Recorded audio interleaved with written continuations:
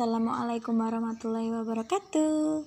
Oke guys, di sini saya Suci Widyaningsih dengan NIM A1C3190114 bersama teman saya bernama Dwi Aryani dengan NIM A1C31908.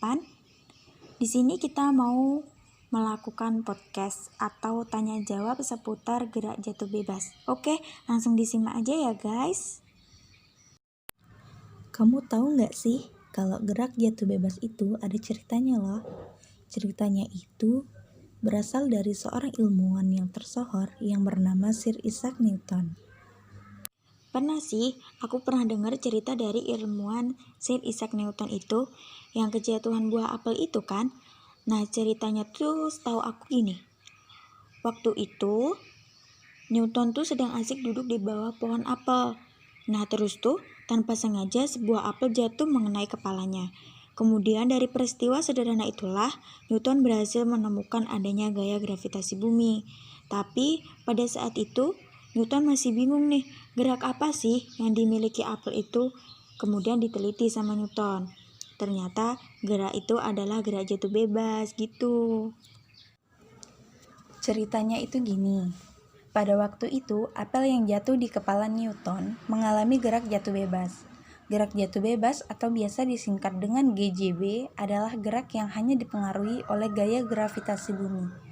Artinya, gaya-gaya yang lain bisa diabaikan. Syarat utama benda mengalami gerak jatuh bebas adalah kecepatan awal benda sama dengan 0, atau benda bergerak tanpa kecepatan awal.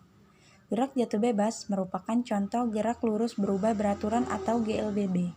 Jika diperhatikan, arah gerak jatuh bebas selalu searah dengan percepatan gravitasi bumi. Oleh karena itu, gerak jatuh bebas termasuk GLBB dipercepat. Oh iya, syarat utama suatu benda mengalami gerak jatuh bebas apa sih? Dapat diperjelas kembali, syarat utama suatu benda mengalami gerak jatuh bebas adalah kecepatan awal benda sama dengan 0, atau benda bergerak tanpa kecepatan awal. Coba kamu jelasin, gimana sih percepatan gerak jatuh bebas itu? Percepatan gerak jatuh bebas yakni mengingat arah benda yang mengalami gerak jatuh bebas searah dengan percepatan gravitasi bumi. Maka besar percepatan benda sama dengan percepatan gravitasi bumi. Nah, bentuk lintasannya yaitu berupa garis lurus. Untuk lebih jelasnya, kita lihat gambar berikut. Dari gambar ini dapat kita lihat nih, bahwa lamanya benda di udara hanya dipengaruhi oleh ketinggian dan percepatan gravitasi, atau tidak ada besaran lain yang berpengaruh. Nah, misalnya nih, dua buah benda memiliki massa berbeda, dan keduanya jatuh dari ketinggian yang sama. Maka waktu tempuh kedua benda akan tetap sama. Dalam hal ini gesekan udara diabaikan. Nah, sekarang aku mau kasih tahu kamu nih tentang rumus-rumus gerak jatuh bebas.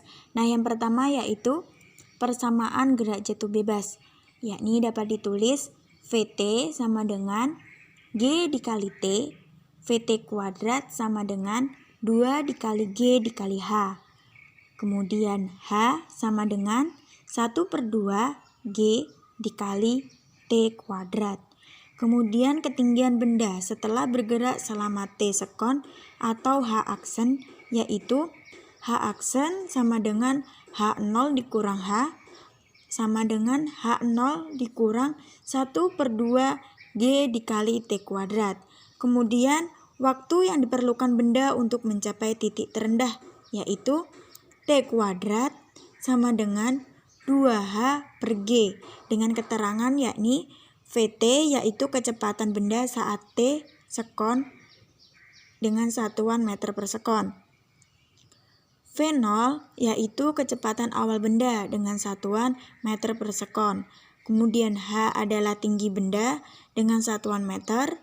H0 yakni ketinggian awal benda dengan satuan meter.